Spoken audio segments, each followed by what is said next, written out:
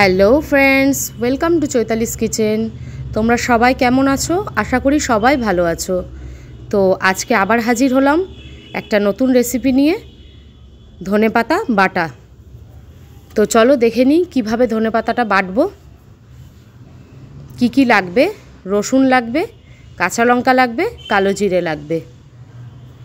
একটা frying pan বসিয়ে দিলাম, হিট হলে সর্ষের তেল দিয়ে দেবো। সর্ষের তেল দিয়ে দিলাম পরিমাণ মতো। তেলটা গরম হলে এর মধ্যে একে একে রসুন, কাঁচা লঙ্কা দিয়ে দেব। দিয়ে এটাকে একটু ফ্রাই করে নেব। একটু রসুনটা লাল লাল হলে তার মধ্যে দিয়ে দেব কালো জিরে। দেখো একটু ভাজা ভাজা করে নেব। দিয়ে 1 চা চামচ পরিমাণ দিয়ে দেব কালো জিরে। এবার কালো জিরেটাকেও একটু ভাজা ভাজা করে নেব।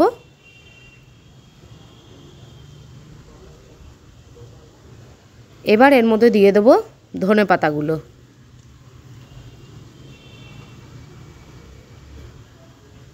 আমাদের ভাজা ভাজা হয়ে গেছে। এবার এর মধ্যে ধনেপাতা অ্যাড করে দিলাম। ধনেপাতাগুলো আমি কুচাইনি, তোমরা চাইলে কুচিয়েও দিতে পারো।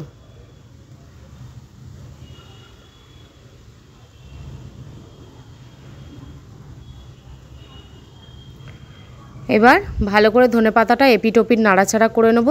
একটু জলটা মরে যাবে আর ধনেপাতাটাও একটু শুকিয়ে যাবে। 2-5 মিনিট টেলে নেব।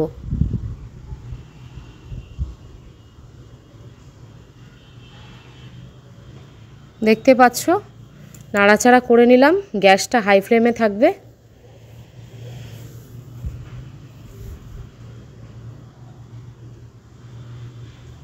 দেখো আমাদের ধনেপাতার প্রায় শুকিয়ে এসছে। এই স্টেজে একে নামিয়ে নেব। নিয়ে শিলেও বাটতে পারো, আমি মিক্সিতে পেস্ট করেছি। এটা হাতে শিলেও বাটা যায়, আমি মিক্সিতে পেস্ট করে নেব।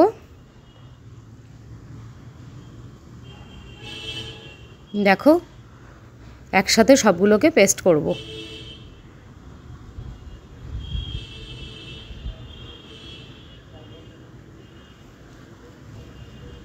পেস্ট হয়ে গেছে আমার। এবার কড়াইয়ে আবার একটু সর্ষের তেল দিয়ে দিলাম। দিয়ে এই বাটাটাকে আবার একটু নেড়ে চেড়ে নেব। যেটুকু জল আছে ওটুকুও শুকিয়ে যাবে। একটু শুকিয়ে নেব। আর আমরা যেহেতু লবণ দিইনি, এই স্টেজে এবার লবণটাকে অ্যাড করে দেবো। পরিমাণ মতো লবণ দিয়ে দেবো।